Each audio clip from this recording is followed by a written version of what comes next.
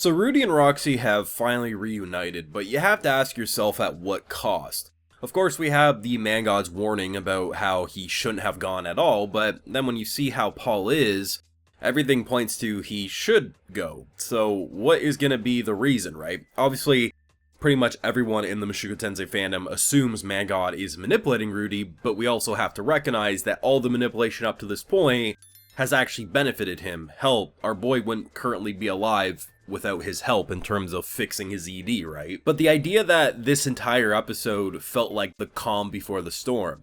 They definitely bait you, they bamboozle you. I didn't assume Roxy was actually gone because she feels too important. She feels like one of the many love interests that are going to remain important for the show for a long period of time. But when she's disappeared and they have no answers, and the way they pull away with the muffling effect of all the VAs, it's worrisome. But the thing about it is things are going too well. I mean, when we first see Paul, it almost seems like his body, he just seemed like he was dying. There was something off. I was like, is it going to be physical? Is it going to be mental? I didn't know. But then, as they're clearing the floors, he seems fine. But as Rudy points out, is it because he needs to take it more seriously, or is his body not where it used to be? Either way, Roxy almost died this episode. Had Rudy not come in, she would have died there. And the fact that we haven't seen Zenith for a hot minute, whatever this was a calm before the storm. And as long as Roxy and Eloise make it, I'll be okay, but right now I'm assuming everyone but Rudy ain't gonna make it, so we'll see where it goes. Now, of course, I have full live reactions to all these Mushoku Tensei episodes over on Patreon. If you want to see my full link of thought to this or any of these episodes, it's gonna be over there exclusively. So, when you really consider the reunion Paul and Rudy had before, and to what we just had here, it is a night and day difference of maturity. The idea that, for obvious reasons, Geese is like, hey, let's not throw hands when you meet your dad again, because he knows what's happened. Or Eloise, hey, let's, he's pretty down bad right now, let's treat him a little differently. The fact that this reunion, if this just would have happened and there never would have been turmoil between him and Rudy, or him and any of these characters, you wouldn't really care too much. It'd be like, oh, it's nice, we had a nice little reunion. It is what it is. But the dynamics and the complexity to these characters' relationships is what makes the show so interesting. At the end of the day, pretty much every character is a flawed individual, some more than others.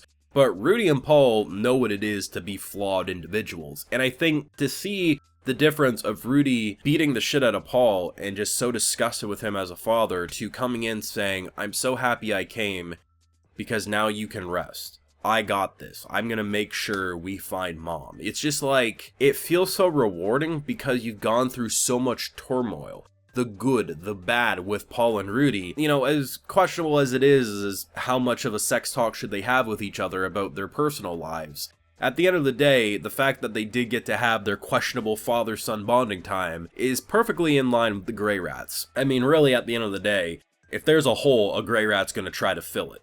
Let's be 100%. They down bad. People like to say it's succubuses are like their natural weaknesses. No, a hole is. Any hole. Let's be frank. They're degenerates. Let's be honest. But like father, like son, I suppose. But it's weird because obviously we know they've been pushing themselves, and he's been pushing. He's been trying to keep a promise that I'll find her no matter what. But it's like his body's dying on him, like it's giving up. I'm not sure if he caught an illness. I'm not sure if it's just because he's been pushing himself so hard that he hasn't been properly resting. But the thing is even if that's all good, once they get to, I think it was the 6th stratum they mentioned, it's gonna start getting into territory. Like, I'm waiting for minotaurs. I'm waiting for the most nasty abominations. We've already seen spiders and all these other creepy crawlies, and this is just the intro.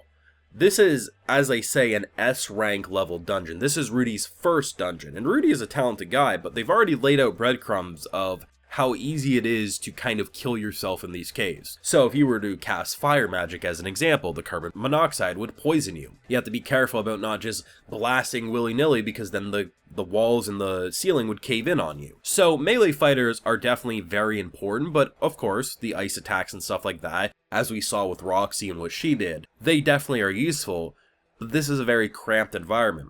One person tripping and falling can be a domino effect of this entire chain happening, and we know that's going to happen at some point. Someone's dying. I would be shocked if someone doesn't die. The thing is I'm just assuming a lot of characters.